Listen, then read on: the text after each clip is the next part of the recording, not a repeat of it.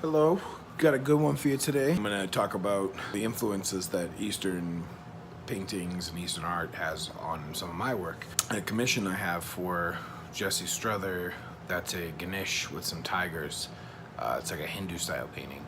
Sometimes it's not always smoking weed that has me all red-eyed when I'm doing these videos. Sometimes it's simply that I didn't get enough sleep.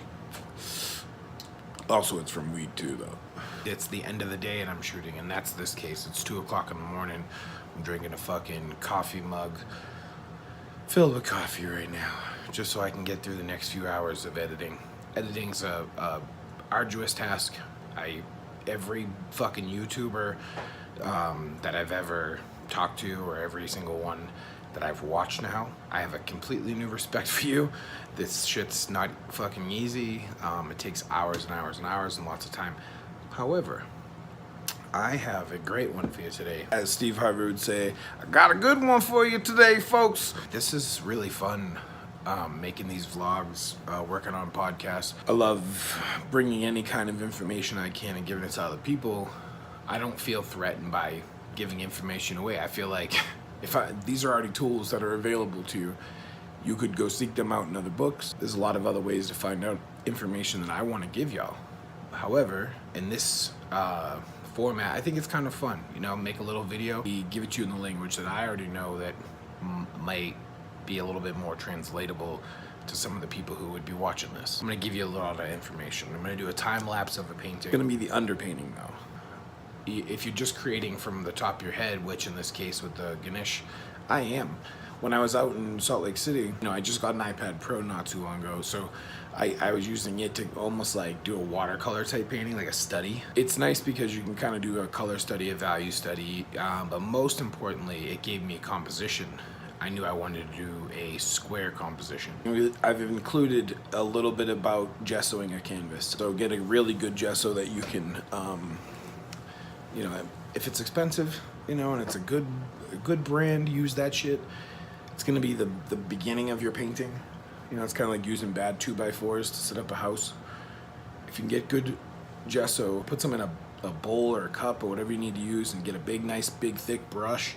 Thin out the gesso a little bit with some water. And in fact, thin it out enough that you're getting like a melted Wendy's Frosty type of look to it. You want it almost to be so that it moves, you know, like I lay that shit on pretty thin, but plenty of it. And I like to put it on with the brush. What I'll do is I'll take a spray bottle like so, and sort of spray down after you've put the gesso on top of the canvas, spray this in a mist, nice and misty, just spray it all over. You don't want it to pool, but you definitely want it to have enough water where you're gonna be able to drag that big fat fucking brush all over it, and you go all in one direction, and then I kind of like let it chill for a fucking few seconds, and then I'll pull it in the other direction. It's wet enough that you can keep kind of like almost weaving it into it. A lot of people are going to have their own ways of doing it. I've played with a lot of different ways. Sometimes I like a lot of texture in the canvas. I like a lot of the gesso to be in there, and then it creates these deep grooves, which sometimes has a cool look. Sometimes you want it to be ultra fucking smooth. And I think that the trick really here is thinning out the gesso. Can't say that enough. If you do, you're gonna find that it dries a bit smoother.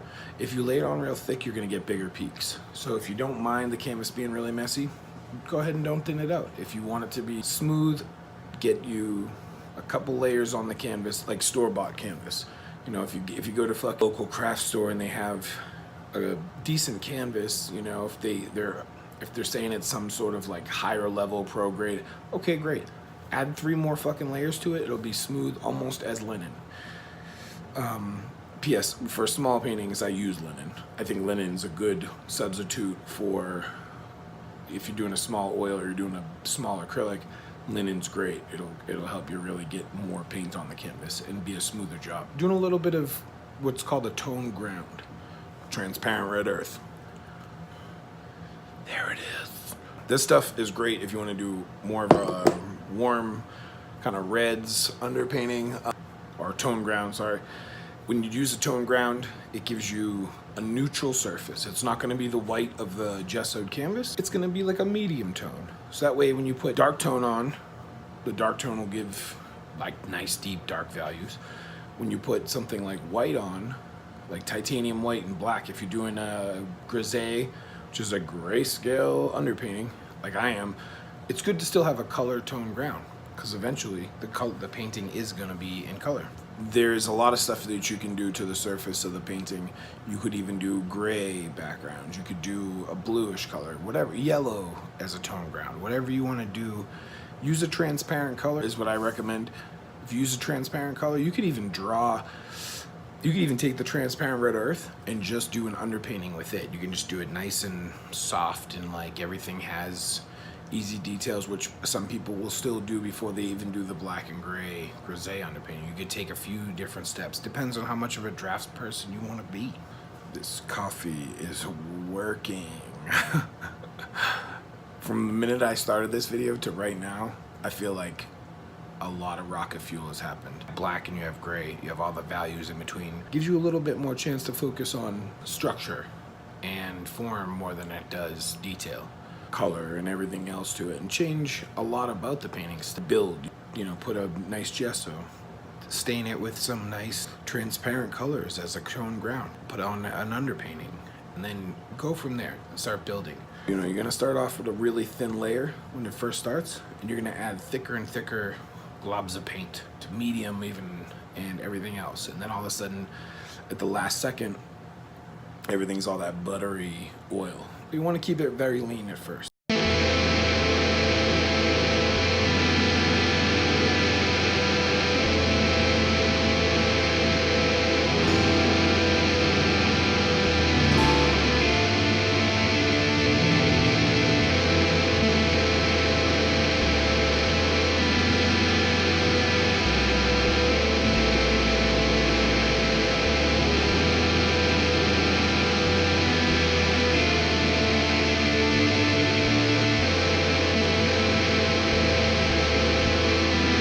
Starting this 36-inch square canvas today. It's already been gessoed 3 times. It's already been like stained, given a tone ground.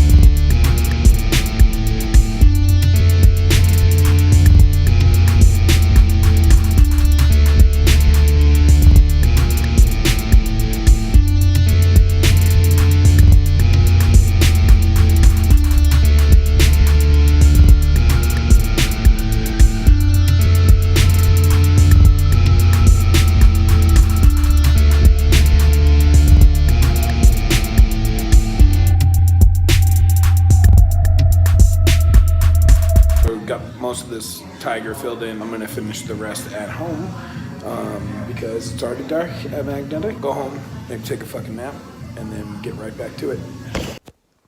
Okay, back to it. Painting, fucking painted all day at Magnetic. Got a nap in, got some fucking coffee, ready to go 25 more hours. No, probably more like 4.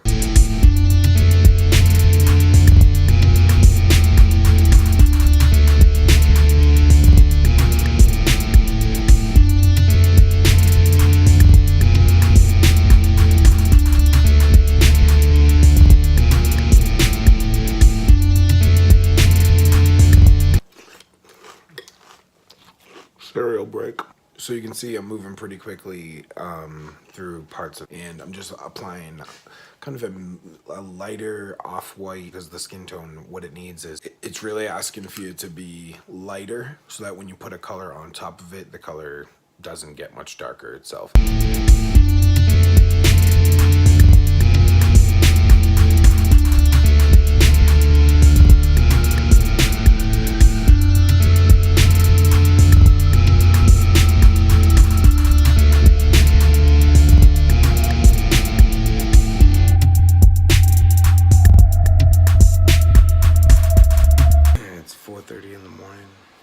I painted as much as I could. I'm fucking exhausted, so I'm gonna call it a fucking night. Overall, I think it was about 9 hours worth of painting maybe today. Maybe, I don't know. I lost track, honestly. But day 2 on Ganesh. Should be able to get quite a bit of highlights and hard shadows in there today. I'm gonna definitely finish off the hands. We had a blizzard in Colorado, so fucking snow day, so the kids are off. And by the kids, I mean me and Lindsay and the kiddies. A very productive day. Gonna get some editing done on the vlog too.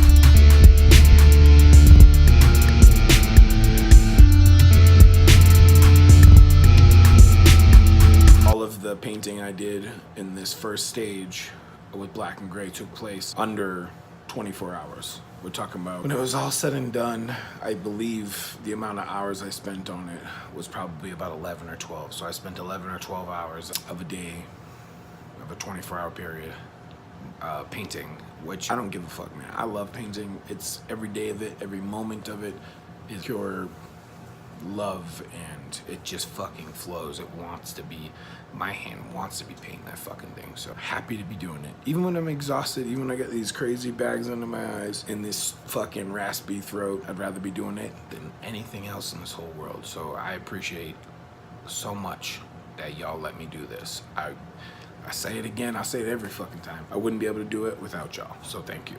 If anyone has any questions about painting, leave it in the comment section below. Message me, you know, like I'd love to hear it. I'd love to help out in any way I can. I think it'd be cool if we do a little mailbag.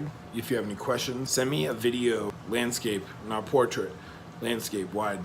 And if you have a question, send a video of me like this, like we're talking on fucking FaceTime or whatever. And I'll put it on here, and then that way, it's, you know, we get this little communication thing going. So I went to Red Feather Lakes with Lindsay and my girlfriend, and we went and saw this Shambhala stupa. That's what it is, a fucking stupa. We went to the stupa up in Red Feather Lakes in Colorado, in the Rocky Mountains. While we were up there, I noticed it was a very cult-like community of people. There was the stupa that's kind of set way back. You have to walk back their way, and we trudged over a bunch of snow. And it was fine. It was a beautiful place. It was kind of an overcast day that became a very kind of warm and sunny, beautiful day. Snow, everything. We get into the place, and it's like a bunch of older white people celebrating Buddha. That's fine. Doing their thing. I felt like we were a little bit of intruders there. It is a strange little place, and but a beautiful place. Lots of art. A huge Buddha, massive in size. I think the place was built in the 70s. And while we were out there, I actually I did a lot of thinking of shows that I wanted to do in like little episodes with the vlog. And I know it really is important to me how much Eastern art has influenced me as a tattooer, as a painter. Everything just looks so far away. Red Feather Lakes, Colorado, the Rocky Mountains. We're at the Shambhala Stupa, or Stupa, however you say it. It's a fucking gorgeous day. It's snowy. It's sunny. And I'm with my gorgeous girlfriend, Lance.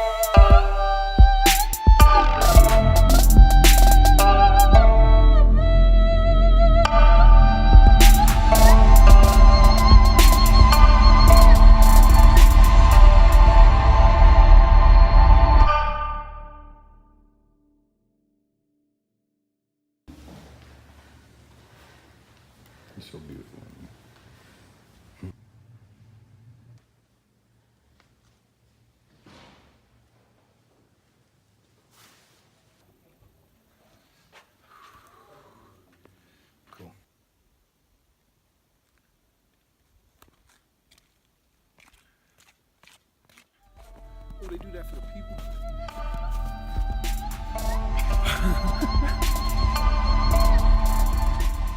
Don't you be falling. So we're riding on the rocky road back from the Shambhala Mountain Center and at the what is it called? The Stupa. The Great Stupa. I call him that too. We consider ourselves non-religious, I guess. But you know, people are in there and they're getting that feeling of religion, inspired by it, and they go there to seek like this meditation. And I was talking about how part of me doesn't, part of me thinks, oh, that must be really nice to be able to feel that, even if it's a placebo effect, in my opinion. I still think that it's nice that people are able to go there. On the other hand, we were talking, if you're not religious, you don't have to feel that like fear. You don't have to feel that. You can just kind of go there and enjoy the artwork. You can kind of go there and still appreciate it in a different way. And we were both liking that. But what were you saying about it? Because it's so quiet and it's pretty and it's just peaceful. So it's just like you just get a nice peaceful vibe there, regardless of religion or not. Right. But I want a satanic temple like this. I want a cat temple.